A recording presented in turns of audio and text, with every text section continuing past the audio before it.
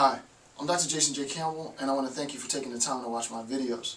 In this video, I'm going to do and begin a series in analyzing Paulo Freire's Pedagogy of the Oppressed. This book, along with Jose Ortega y Gasset's Revolt of the Masses, I think they're both tied for my all-time favorite books, right? Gasset's Revolt of the Masses and Freire's Pedagogy of the Oppressed, two of the most influential books that I've ever read. Not to say the other books that I've read haven't been influential, but these are the most important books to me. I think it's important that I go through a very sort of point-by-point detailed analysis of Freire's Pedagogy of the Oppressed.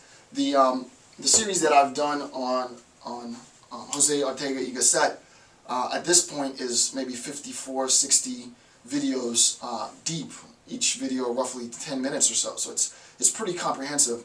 I would anticipate that my analysis of Freire's Pedagogy of the Oppressed will be, if not as detailed, even more detailed than my analysis of Gasset's Revolt of the Masses.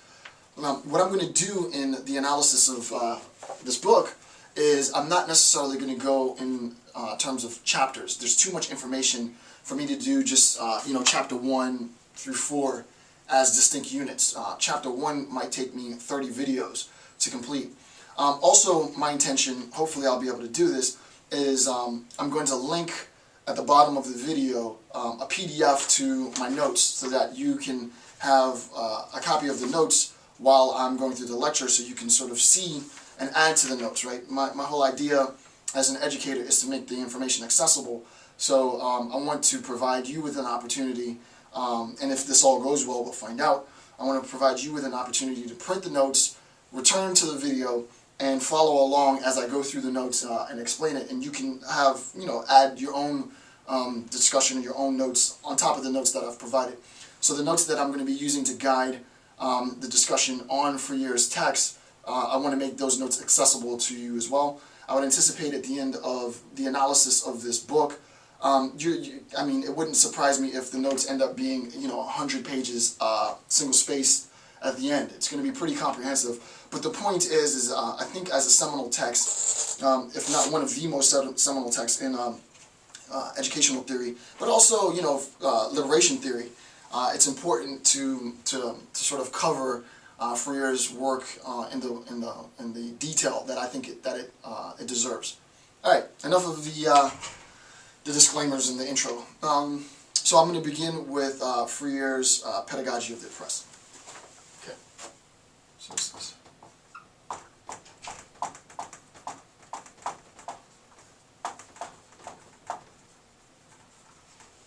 Okay, and again, I'll have a link to the notes so you can follow along while you're watching the video. What I'm doing, sort of the way that this lecture, or the series of lectures is going to be guided, is I've actually gone through and read, obviously I've read it, but I've gone through and read Freire, and the presentation of the lecture corresponds to the text itself, in the order that it's presented in the text. So this is a living discussion, a living document, so that as we go through, things will be modified. His discussion of liberation at this point won't be his final discussion of what he means by liberation in the end, because what I'm doing is I'm following the text page by page, paragraph by paragraph, and presenting what I feel are the seminal points in the text in this lecture. Okay, so if you're following along, as you see, the first bullet point is the recognition of humanity, right? The recognition of humanity should be the central focus of human existence, right? So he says that the recognition of humanity should be the central focus of human existence. And I'm not going to write all of this down on the board, obviously, because you should have, or I would encourage you to go ahead and download this PDF. You should already have this on some things I will put on the board, but not everything. I do want to make this point clear, though, right? Because it's important. This is a very central point to Freire's discussion of the pedagogy of the oppressed. And his claim is that, and this is not a direct quote, but this is sort of my summation of what he's saying, is that the recognition of humanity should be and is the central focus of human existence, right? So it is important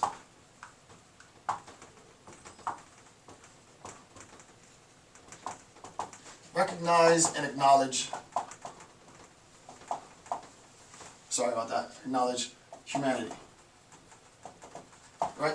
We want to recognize the humanity of other individuals, right? And specifically what we're talking about is obviously a recognition of the other, right? Not a recognition of ourselves, right? Not a recognition of our own humanity, but a recognition of the humanity of another, right? So in a discussion, we're talking about myself recognizing the humanity of another, right? And this is seminal, this is central, this is foundational, right? This recognition of the humanity of other human beings is foundational to Freire's analysis of the pedagogy of the oppressed.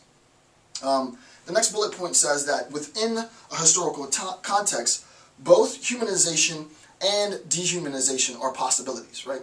So within a historical context, and anytime we're thinking about history, right, the best way that I like to describe or visualize history is always with a timeline, right? So within a historical context, we're always going to be talking about, in that context, both the recognition of the attempt to humanize, or as he says, the humanization of the individual, but also the attempt to dehumanize, or the dehumanization of the individual, right?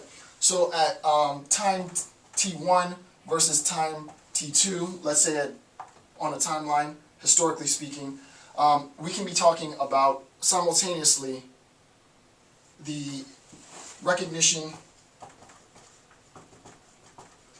of humanity or the attempt to dehumanize the other, right? So that historically speaking, according to Freire, anytime we're talking about events within history, right? Anytime we're talking about sort of the necessity of our being is sort of ontologically speaking, one which mandates, which requires, which needs to be recognized for its humanity. But insofar as there is this recognition, there's always the counter attempt to dehumanize the other, right? To dehumanize the existence, to deny the recognition of the other human being, right? And this is historically situated, according to Freire. There'll be some caveats that I'll give to that, and he gives to that later. But all he's saying is that within a historical context, we have simultaneously, right? It's not mutually exclusive. We have simultaneously the ability to both recognize the humanity of or dehumanize the humanity of other human beings. Okay. It's important to recognize the third bullet point is that the very attempt to deny our humanity through the process of dehumanization reaffirms our humanity. Now, what does that mean, right? What Freire is saying, and you can imagine that this is the oppressor, right? And this is the oppressed person. So this is the person who is the oppressor, the person who has power. This is, in effect, the powerless, if you want. The oppressor refuses to acknowledge the humanity, right? The oppressor refuses to acknowledge the humanity of the oppressed group, right? The oppressor has saved humanity for himself or his own group. So that when we're talking about considerations with respect to humanity, the oppressor keeps considerations for humanity for himself or for his group, right? The oppressed group has humanity. What we're saying in the third bullet point is that the very attempt, or what Freire is saying in the third bullet point, is that the very attempt to dehumanize the other, right? The very attempt by the oppressor to dehumanize the other reinforces humanity, the notion of humanity, right? And we see then that humanity cannot be mutually exclusive, right? It's not a disjunct. It's not either I have recognition for humanity or you're dehumanized, right? That's false, right? It's not the case that humanity is a mutually exclusive concept, is what he's saying, right? When we're talking about humanity, it is both the humanity of the oppressor and the humanity of the oppressed group.